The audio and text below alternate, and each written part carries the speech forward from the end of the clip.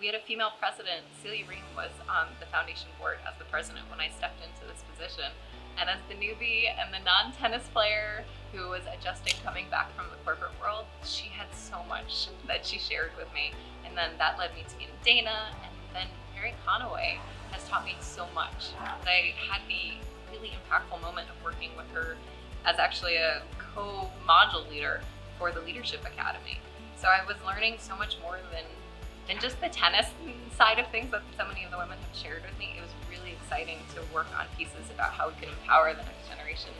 It's really been such a rewarding experience working with the ladies that are volunteering their time to teach me these things. That is 100% the reason why I came here. The opportunity to give back to the community was something I was dreadfully missing each and every day. That's a deep part of who I am. I like to be of service to others, and I like to give back. And I've always been deep in volunteerism.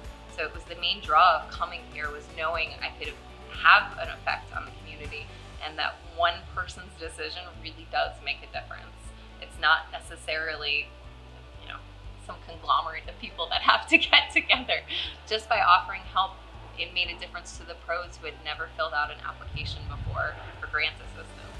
Coming into this position, I knew that my predecessor had done so much for the community because she was deeply entrenched in it already. She came from being a part of the community team at USTA, Florida. And I knew that when I came into the position, I had really big shoes that I was going to have to fill. And the best way I could do that was offering really customized attention to each of our new grant applicants.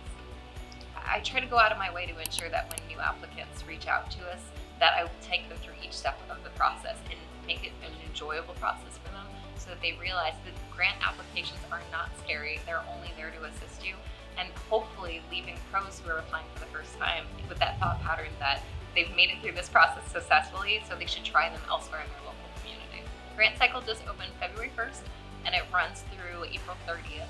So if you're in a municipality, if you're in a school, if you are running a nonprofit grassroots tennis program, needing wheelchair support, you have adaptive programming, you just need general program support or equipment, we're here to help you, and I'm here to give you my time to ensure that your application gives you a fighting chance when it goes through the review committee.